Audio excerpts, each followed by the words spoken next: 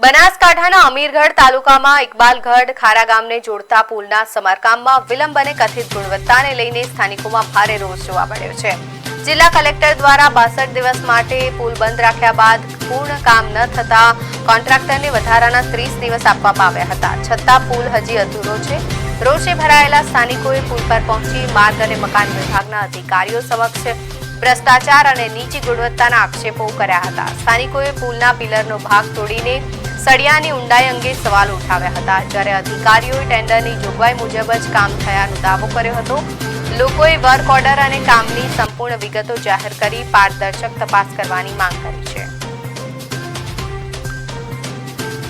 Bearing replacement અને expansion joint માટે સલામતીના ભાગરૂપે જાહેરનામું પાડી ઉપરથી આપણે ટ્રાફિક વાહન વ્યવહાર બંધ કરેલો હતો। જે કામગીરી બેરિંગ રિપ્લેસમેન્ટ અને એક્સપાન્શન જોઈન્ટની કામગીરી પૂરી થયેલ છે।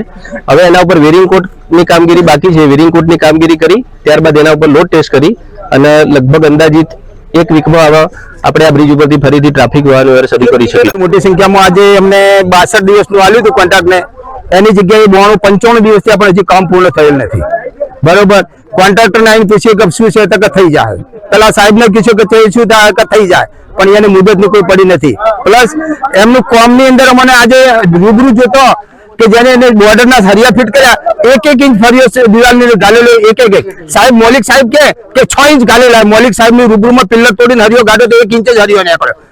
નદી બનાસ નદીના પુલ ઉપર બધા લોકો ભેગા થઈ ને રજૂઆત કરી લીધી કે ભાઈ 62 દિવસનું કામ ભાઈ કોન્ટ્રાક્ટ કરેલો હતો, પૂર્ણ કરવાનું કરેલો હતો ને આજ સુધી કામ પૂર્ણ થયેલ નથી। તેના માટે ઉગ્ર ના પૂરું જલ્દી ના થાય, અઠવાડિયે ઉગ્ર આંદોલન કરશું અમે। માંગ કોમ વ્યવસ્થિત આવજો, અઠવાડિયામાં પૂરું થવું જોઈએ।